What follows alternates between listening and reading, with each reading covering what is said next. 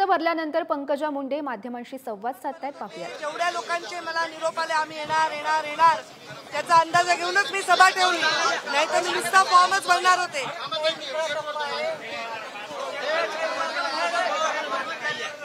मला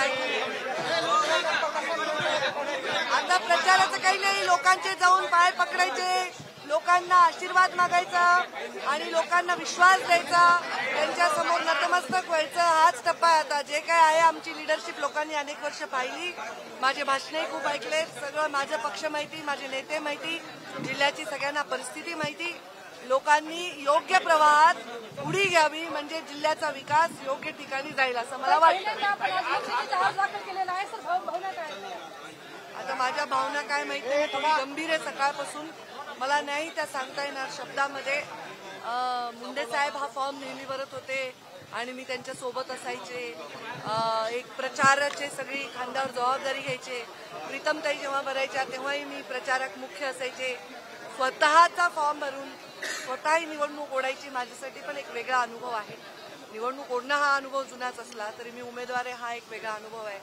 थोडी नक्कीच मी गंभीर आहे, कारण मला बरेच जण विचारतात आज तुम्ही नेहमीसारख्या फ्रेश दिसत नाही, तर मला ते शब्दात नाही वर्णन करता येणार। ज्या जागेवर मुंडे साहेब होते त्या जागेवर मलाच प्रत्यक्ष स्वतःला जायचा योग तुमच्या आशीर्वादाने मिळाला तर। माझा परिवार फार मोठा आहे, सहपरिवार माझ्या परिवारात एक दोन व्यक्ती नाही, हे सगळे माझा परिवार आहेत आणि ते सगळं परिवार मी फॉर्म भरते। हे जे रस्त्यावर चौकात गर्दीच सगळ्या ठिकाणी उभी आहे ना, हे माझं परिवार।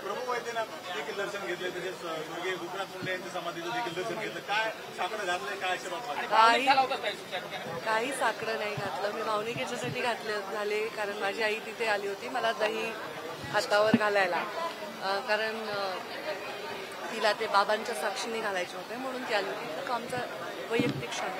पण 10 वर्ष गेले मुंडे साहेब जाऊन, पण त्यानंतरच्या प्रत्येक पातळीवरती तुम्ही मुंडे साहेबांची जागा घेतली। आज ही कदाचित टोक असावं जिथे स्वतः मुंडे साहेब फॉर्म भरायचे तिथे तुम्ही फॉर्म।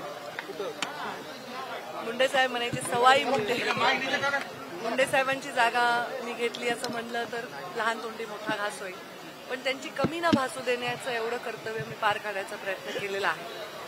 आज मला असं वाटतं की त्यांनी जी कहाणी अत्यंत ड्रॅमॅटिकली अर्धवट सोडून निघून गेली आहे ती अत्यंत सकारात्मकपणे पूर्ण करावी मी, आणि या जिल्ह्यातल्या सर्व जाती धर्मांनी सकारात्मकपणे मला प्रतिसाद द्यावा, म्हणजे मला या जिल्ह्याची सेवाच करता येईल आणि मी ती करूनच दाखवेन।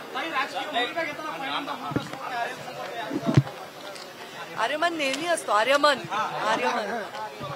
त्याचा तो नेहमी सोबत असतोच, फक्त आता तो एवढा मोठा झालाय की तो तुम्हाला दिसायला लागलाय, 6 फूट 2 इंच झालाय।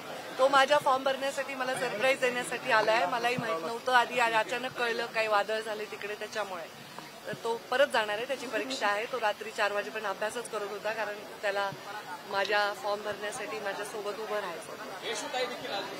सगळे जेवढे लोक इथे दिसले ते आणि नाही दिसले ते सगळे माझ्या।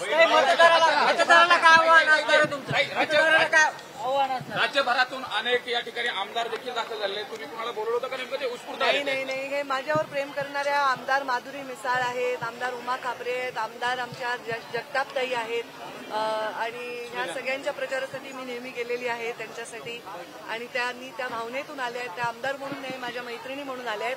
खूप लोकांनी यायचं होतं आज, पण मी म्हटलं थांबा, आम्हाला फॉर्म शांतपणे भरायचा आहे, साधेपणे भरायचा आहे, साधी रॅली काढायची आहे। आणि आज कसं आहे, सगळ्या राज्यातला आज शेवटचा दिवस आहे प्रचाराचा, त्या टप्प्याचा। परवा दिवशी मतदान असल्यामुळे सगळे वेगवेगळ्या ठिकाणी सभेला आहेत, इथेच आता आम्हाला जवळपास एवढे नेते आहेत आणि बीड जिल्ह्यातले बरेचसे स्टार प्रचारकच आहेत ना आम्ही। आता धनंजय पण राज्यात त्यांच्या पक्षाचे स्टार प्रचारक आहेत, मी माझ्या पक्षाचे आहे, तर आम्ही स्वतः स्टार प्रचारक असल्यामुळे आम्ही काही कोणाला फार त्रास द्यायचा नाही असं ठरवलं होतं। त्या माझ्या प्रेमापोटी आलेले आहेत, ते लोक मला शुभेच्छा द्यायला। आरोप करत असताना विरोधक कारखान्यावरून तुमच्यावरती प्रत्येक वेळेस आरोप करतात, आता देखील तो वारंवार आरोप केला जातो की कारखाने बुडवले, कारखाने काय होतं, काय होतं? आता ते काय नंतर सांगू, त्याच्यासाठी एक वेगळा इंटरव्ह्यू घेऊ। लोकांना प्रचंड विश्वास आहे माझ्याविषयी। आता विरोधकांना काहीतरी शोधून सापडलंय, ठीक आहे, आमचे कारखाने अडचणीत आहेत आर्थिक, आणि त्याच्यामुळे ते अडचणीत आहे जगाला माहिती, तुम्हीच सगळ्या न्यूज कव्हर केलेल्या आहेत। तर एखादा उद्योग आर्थिक अडचणीत येणं हा गुन्हा नव्हे, एखादा माणूस बँकरप्सीला पोचणं, एखादा उद्योग हा काही गुन्हा नाहीये, हा गुन्हा नाही। नाही, बहीण भावाच्या प्रेमाबरोबरच मामा भाच्याचं प्रेम देखील आज पाहायला मिळालं. काही नाही, सगळा परिवार असतो, सगळा परिवार आलाय. काही लोक परळीत थांबले, काही आले, तर ते काही वैयक्तिक विषय आहे. तर उमेदवारी अर्ज भरल्यानंतर पंकजा मुंडे माध्यमांशी बोलत होत्या. तर जनता माझा परिवार आहे असं पंकजा मुंडे म्हणतायत. लोकांनी योग्य प्रवाहात उडी घ्यावी असं सुद्धा त्यांच्याकडून म्हणण्यात आलं आहे.